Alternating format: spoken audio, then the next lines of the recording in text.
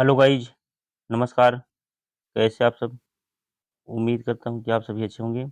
साथियों, मैं भीम कुमार मौर्य आपके अपने चैनल संघर्ष क्लासेस संसारपुर पर आप सभी साथियों का हार्दिक स्वागत, अभिनंदन और वंदन करता हूँ। इसी क्रम में साथियों, इस वीडियो में हम इस वीडियो में साथियों देख सकते हैं क्लास 12 पार्ट 2। और इसके ये देख सकते हैं, यहाँ भी है, लिख दिया हूँ साफ साफ मैंने। हिस्ट्री क्लास 12 इम्पॉर्टेंट क्वेश्चन के बारे में हम चर्चा करेंगे। और इसके पहले हमने इसके पार्ट 1 में इसका विस्तार चर्चा किया था।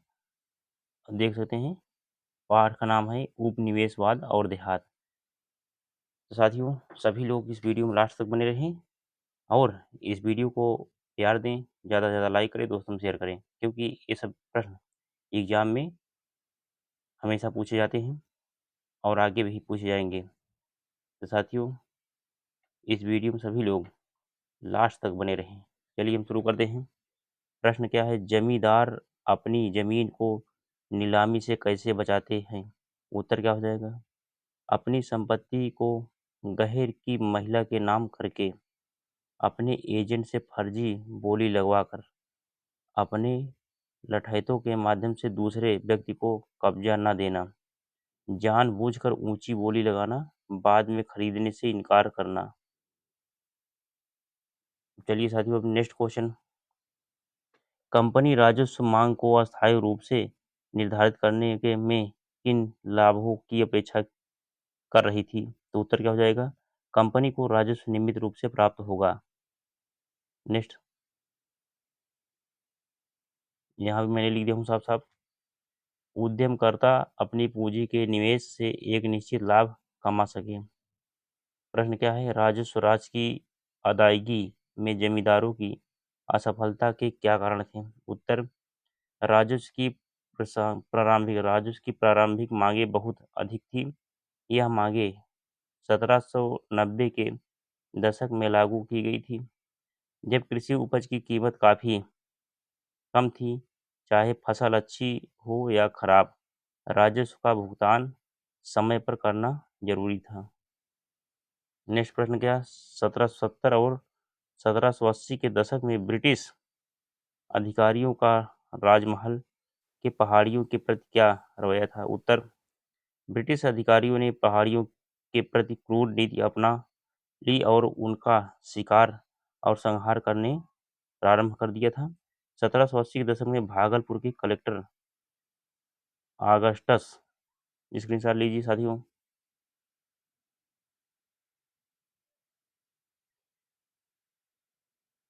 क्लीवलैंड ने शांति स्थापना की नीति प्रस्तावित की। इसके अनुसार पहाड़िया मुखियाओं को एक वार्षिक भत्ता दिया जाना था और बदले में उन्हें अपने आदमियों का चलन ठीक रखने की जिम्मेदारी लेनी थी। उनसे यह भी आशा की गई थी कि वे अपनी बस्तियों में व्यवस्था बनाए रखेंगे और अपने लोगों को अनुशासन में रखेंगे। लेकिन बहुत से पहाड़िया मुखियाओं ने भत्ता लेने से मना कर दिया। जिन्होंने इसे स्वीकार किया, उनमें से अधिकांश अपने समुदाय में अपनी सत्ता खो बैठे। क्वेश्चन अगला है, क्या बुकानन के विवरण को पढ़ते समय हमें क्या सावधानी बरतनी चाहिए? विस्तार पूर्वक लिखिए। उत्तर क्या हो जाएगा? बुकानन के विवरण को पढ़ते समय हमें यह ध्यान रखना चाहिए कि वह ब्रिटिश ईस्ट इंडिया कंपनी का एक कर्मचारी था। उसकी यात्राएं केवल भूदृश्यों के प्यार और अज्ञात की खोज से ही प्रेरित नहीं थी। वह नक्शा नवीसों, सर्वेक्षकों, पालकी उठाने वालों, कुलियों आदि के बड़े दल के साथ सर्वत्र यात्रा करता था। उसकी यात्रा का खर्च ईस्ट इंडिया कंपनी उठाती थी, क्योंकि उसे उन सूचनाओं की आवश्यकता थी जो बकानन प्रत्याशित रूप से इकट्ठी करता था। चलिए साथियों, स्क्रीनशॉट लीजिए। नेक्स्ट क्वेश्चन, चलो ये थोड़ा यहाँ भी देख लो। बुकानन को यह साफ साफ हिदायत दी जाती थी कि उसे क्या देखना, खोजना और लिखना है। प्रश्न क्या, इस्तेमारी बंदोबस्त को बंगाल से बाहर बिरले ही लागू किया गया, इस कथन का परीक्षण करें। उत्तर क्या हो जाएगा? इस कथन का अर्थ है कि इस्तेमारी बंदोबस्त को बंगाल से बाहर कम ही लागू किया जा गया था, क्योंकि जैसे जैसे ईस्ट इंडिया कंपनी का शासन बंगाल से बाहर फैल रहा था, वाहन वाहन राजस्व की नई प्रणालियां लागू की गई थी। ऐसा इसलिए किया गया था क्योंकि 1810 के बाद खेती की कीमत बढ़ गई थी और कंपनी बढ़ी हुई कीमत के कारण राजस्व के द्वारा अधिक लाभ कमाना चाहती थी। प्रश्न क्या है, जो राजस्व प्रणाली बम्बई दक्कन में लागू की गई, वह बंगाल में लागू की गई प्रणाली से किस प्रकार भिन्न है? इसमें किन सिद्धांतों का ध्यान रखा है? उत्तर क्या हो जाएगा? जो राजस्व प्रणाली बंगाल और बम्बई दक्कन में लागू की गई थी, उसे रैयतवाड़ी कहा जाता है। बंगाल में जो लागू की गई प्रणाली के विपरीत इस प्रणाली के अंतर्गत राजस्व की राशि सीधे रैयत के साथ तय की जाती थी। भिन्न भिन्न प्रकार की भूमि से होने वाले औसत का अनुमान लगा लिया जाता था। चलिए साथी वो स्क्रीनशॉट लीजिए। फिर आगे क्या हुआ, देखो इस प्रणाली औसत आय का अनुमान लगा लिया जाता था। रैयत की राजस्व अदा करने की क्षमता का आकलन कर लिया जाता था और सरकार के हिस्से के रूप में उसका एक अनुपात निर्धारित कर दिया जाता था। हर 30 साल बाद हर जमीनों का फिर से सर्वेक्षण किया जाता था और राजस्व की दर तदनुसार बढ़ा दी जाती थी। इसीलिए राजस्व की मांग अब अस्थायी नहीं रही थी। क्वेश्चन नंबर नेक्स्ट देखिए, आप किन तथ्यों के आधार पर ये कह सकते हैं कि पहाड़िया लोगों का जीवन जंगल से जुड़ा हुआ था? उत्तर, पहाड़िया लोग जंगल की उपज से अपना गुजर बसर करते थे। यह झूम खेती करते थे। पहाड़िया एक जनजाति होती थी। यह जंगल से खाने के लिए महुआ के फूल इकट्ठा करते थे। यह बेचने के लिए कोया और राल जंगल से इकट्ठा करते थे या लाते थे। नेक्स्ट देखिए, यह पेड़ों के बीच झोपड़ी बना के रहते थे। नेक्स्ट प्रश्न, ब्रिटिश शासन के विरुद्ध संथालों के विद्रोह के क्या कारण थे, वर्णन कीजिए। उत्तर, संथालों की जमीन पर ब्रिटिश शासन के द्वारा भारी कर लगा दिया गया था। ब्रिटिश शासन के द्वारा ऊंची ब्याज की दर वसूलना, कर्ज न अदा कर पाने पर जमीन पर कब्जा करना। अब नेक्स्ट क्या है प्रश्न, संथालों के आगमन से पहाड़िया लोगों को किन समस्याओं का सामना करना पड़ा? उत्तर, संथालों के आगमन से पहाड़िया लोगों को राजमहल की पहाड़ियों के अंदर की तरफ जाने को मजबूर होना पड़ा। उन्हें निचली पहाड़ियों तथा घाटियों के नीचे की ओर आने से रोक दिया गया और ऊपरी पहाड़ियों के चट्टानी और अधिक बंजर इलाकों तथा भीतरी शुष्क भागों तक सीमित कर दिया गया। इससे उनके रहन-सहन तथा जीवन पर बुरा प्रभाव पड़ा और आगे चलकर वे गरीब हो गए। आगे क्या हुआ साथियों, अमेरिकी नेक्स्ट प्रश्न है, अमेरिकी गृह युद्ध के ने भारत में रैयत समुदाय के जीवन को किस प्रकार प्रभावित किया, व्याख्या कीजिए। चलिए साथियों स्क्रीनशॉट ले लीजिए इसका। देखिए यहाँ पे उत्तर क्या हो जाएगा, 1861 में अमेरिका में गृह युद्ध हुआ। इसके बाद ब्रिटेन को अमेरिका से कम कपास मिलने लगी। ऐसे भारत की कपास की मांग बढ़ गई।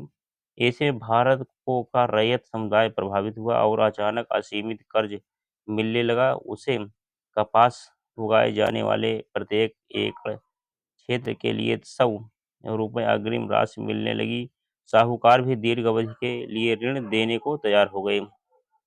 चलिए साथियों अब क्या होगा आगे, नेक्स्ट प्रश्न, बम्बई दक्कन में कौन सी राजस्व प्रणाली लागू की गई थी, इसकी विशेषताओं का वर्णन कीजिए। उत्तर, जो राजस्व प्रणाली बम्बई दक्कन में लागू की गई उसे रैयतवाड़ी कहा जाता था। इस प्रणाली के अंतर्गत राजस्व की राशि सीधे रैयत के साथ तय की जाती थी। भिन्न भिन्न प्रकार की भूमि से होने वाली औसत आय का अनुमान लगा लिया जाता था। रैयत की राजस्व अदा करने की क्षमता का आकलन कर लिया जाता था और सरकार के हिस्से के रूप में उसका एक अनुपात निर्धारित कर दिया जाता था। हर 30 साल बाद जमीनों का फिर सर्वेक्षण किया जाता था और राजस्व की दर तदनुसार बढ़ा दी जाती थी, इसलिए राजस्व की मांग अब अस्थायी नहीं रही थी। चलिए इसके साथ लीजिए साथियों।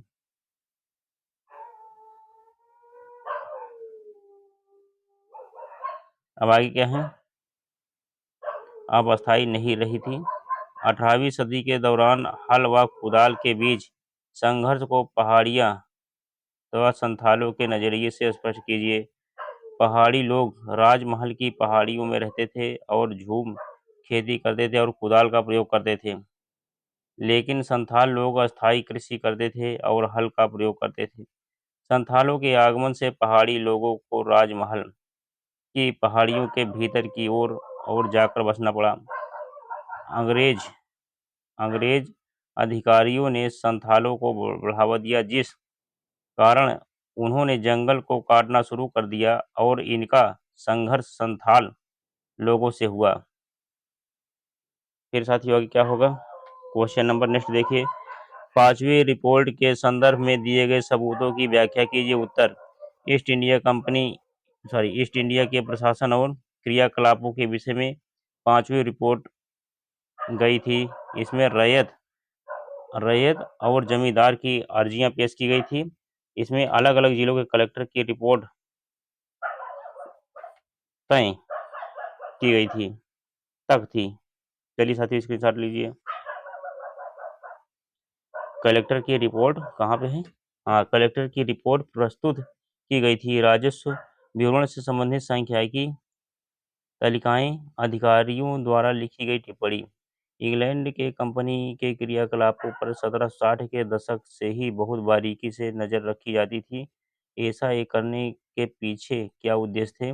उत्तर, ब्रिटेन के बहुत से समूहों द्वारा भारत तथा चीन के साथ ईस्ट इंडिया कंपनी के एकाधिकार का विरोध, निजी व्यापारियों की संख्या में बढ़ोतरी जो भारत के साथ व्यापार करने को इच्छुक, ब्रिटेन के उद्योगपति ब्रिटिश विनिर्माताओं के लिए भारत का बाजार खुलवाने के लिए उत्सुक, बंगाल पर मिली विजय का लाभ केवल ईस्ट इंडिया कंपनी को संपूर्ण ब्रिटिश राष्ट्र को नहीं, कंपनी द्वारा कुशासन और अव्यवस्थित प्रशासन, कंपनी के अधिकारियों का लोभ, लालच और भ्रष्टाचार, ब्रिटिश संसद में इन विषयों पर बहस।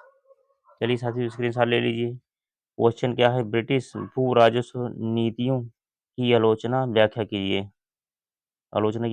नेक्स्ट क्वेश्चन देखिए, उत्तर क्या हो जाएगा साथी। अब देखिए 3 प्रमुख भू राजस्व नीतियां, अस्थायी बंदोबस्त, रैयतवाड़ी, महालवाड़ी। अस्थायी बंदोबस्त क्या है, नंबर 1, 1793 में चार्ल्स कॉर्नवालिस द्वारा लागू किया गया। अस्थायी बंदोबस्त इस्तमराई बंदोबस्त बंगाल, बिहार, उड़ीसा और वाराणसी में लागू। जमींदार समाहर्ता के रूप में राजस्व मांग अस्थायी तथा ऊंची दर, जमींदारों द्वारा निर्धारित राशि को गांव में इकट्ठा करना, नियमित रूप से राजस्व राशि को कंपनी को अदा करना, समय पर लगान नहीं दिए जाने पर जमींदार की जमीन जब्त और नीलाम। रैयतवाड़ी में क्या होता है, थॉमस मुनरो द्वारा 1820 में बम्बई दक्कन में लागू। राजस्व राशि सीधे रैयत के साथ तय, रैयत को भू स्वामित्व, राजस्व की मांग चिरस्थायी नहीं। चलिए साथी स्क्रीनशॉट ले लीजिए, इसका बहुत महत्वपूर्ण टॉपिक है। अब आगे फिर क्या हुआ साथी, राजस्व की मांग चिरस्थायी नहीं। अब महालवाड़ी में क्या है, उत्तर पश्चिम भारत में लागू, जमीन को महाल में बांटा गया, संपूर्ण महाल गांव को एक इकाई माना गया, गांव के मुखिया द्वारा भू राजस्व इकट्ठा किया जाना। अब नेक्स्ट क्वेश्चन है, भारत में रैयत समुदाय के जीवन पर अमेरिकी गृह युद्ध का कैसा प्रभाव पड़ा? उत्तर, अमेरिका से ब्रिटेन आने वाले कच्चे माल में भारी गिरावट, भारत तथा अन्य देशों को ब्रिटेन कपास निर्यात करने का संदेश, बम्बई से कपास के सौदागरों द्वारा कपास पैदा करने वाले क्षेत्रों का दौरा, कपास की कीमतों में उछाल, कपास निर्यातकों द्वारा अधिक से अधिक कपास खरीदकर ब्रिटेन भेजना, शहरी साहूकारों को अधिक अग्रिम राशि दिया जाना। कारण साहूकार ग्रामीण ऋणदाताओं को ऋण दे सके, ग्रामीण को ऋण आसानी से मिलना। चलिए साथियों स्क्रीनशॉट लीजिए इसका। अब आगे फिर क्या हुआ साथी?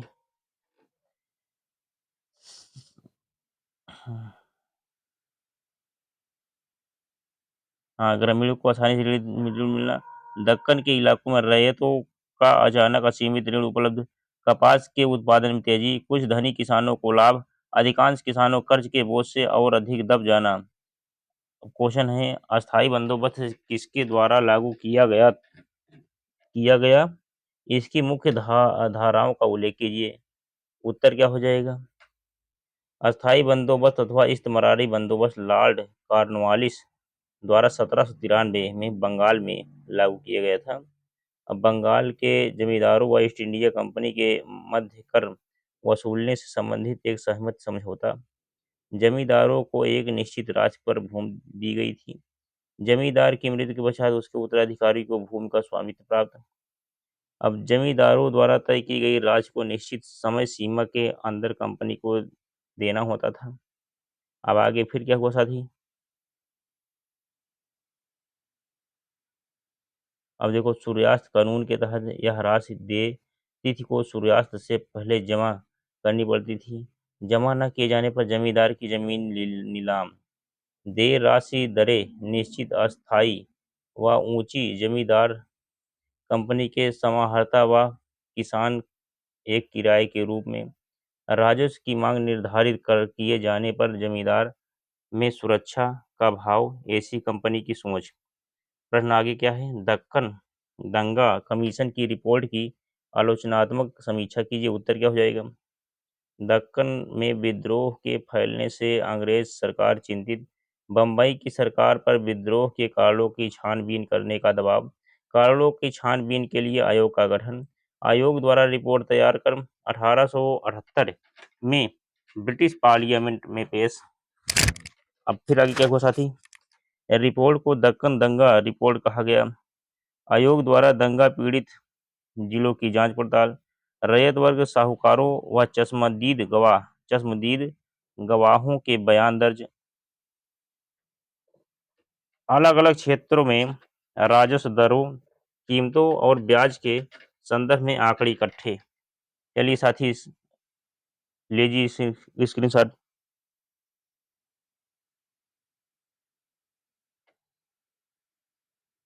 अब देखिए, जिला कलेक्टरों द्वारा भेजी गई रिपोर्ट का संकलन। इन रिपोर्टों का अध्ययन आलोचनात्मक रूप से करने की आवश्यकता। रिपोर्ट सरकारी है और प्रशासन के नज़रिए से लिखी गई है। ये रिपोर्ट सरकारी सरोकार और अर्थ प्रतिबंधित करती है।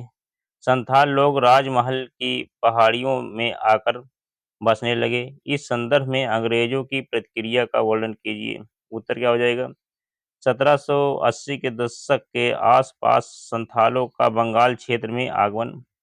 जमींदारों द्वारा खेती के लिए नई भूमि की आवश्यकता। भूमि तैयार करने में संथालों के भ्रम का प्रयोग। ब्रिटिश अधिकारियों द्वारा संथालों को महालों में बसने का निमंत्रण। ब्रिटिश पहाड़ियों को नियंत्रित करने में असफल। पहाड़ियों का हल को अपनाने से इनकार।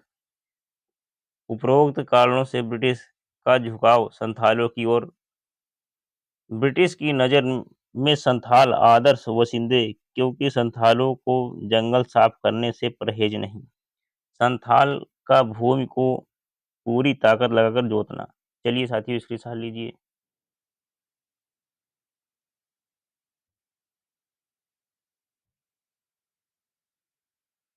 अब क्या यहाँ पे अंग्रेजों द्वारा संथालों को राजमहल की तलहटी में बसाना।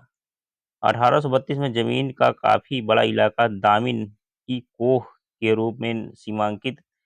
दामिन ई कोह संथालों की भूमि घोषित। संथाल अस्थायी किसान के रूप में स्थापित। अंग्रेजों के भू राजस्व में संथालों का योगदान। स्क्रीनशॉट लीजिए साथी। अब आगे फिर देखिए क्या हुआ। नंबर 5, राजस्व वसूलने में समस्याएं। जमींदारों के अधिकारियों अमला को किसानों से राजस्व वसूलने में कई समस्याओं का सामना करना पड़ता था। खराब फसल और नीची कीमतों के कारण किसानों के लिए भुगतान करना मुश्किल हो जाता था। किसानों की देरी, कभी-कभी किसान जानबूझकर राजस्व भुगतान में देरी कर देते, जिससे जमींदारों की मुश्किलें बढ़ जाती थीं।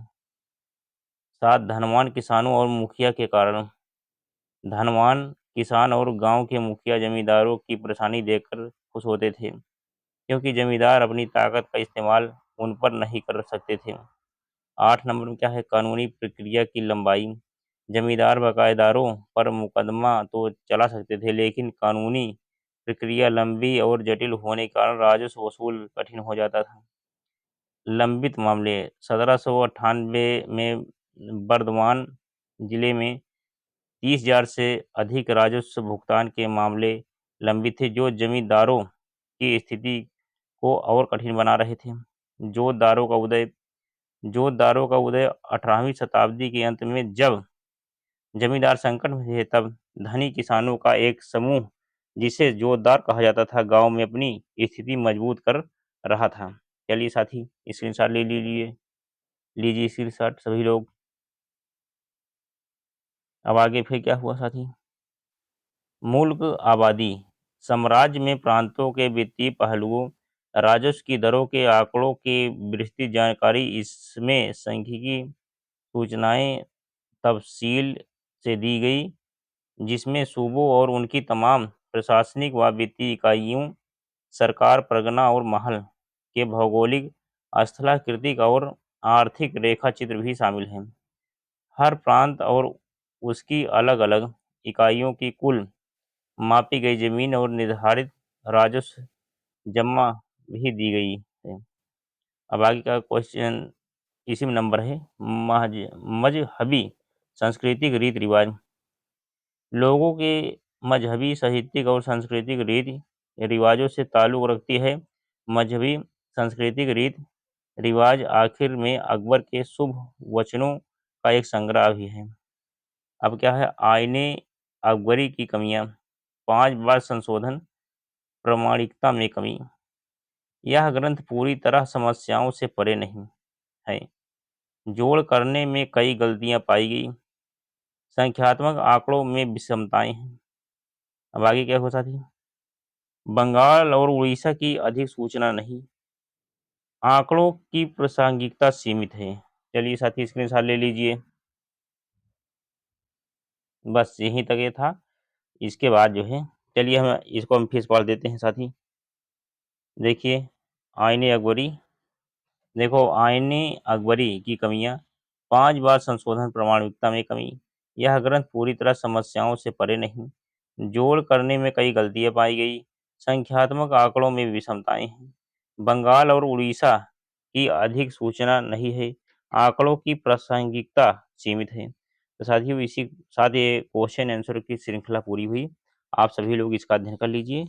अब प्लीज़ साथियों, जितने लोग देख रहे हैं सभी लोग इस वीडियो को लाइक ज़रूर करें, क्योंकि विचाराधीन में नहीं पढ़ना है कि वो करे हम बाद में करेंगे, नहीं।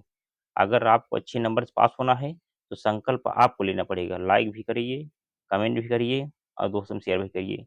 चलिए साथियों, हम ऐसी आशा उम्मीद आपसे करते हुए मैं अपनी वाणी को विराम देता हूँ।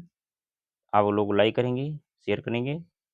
जय हिंद, जय भारत, वंदे मातरम।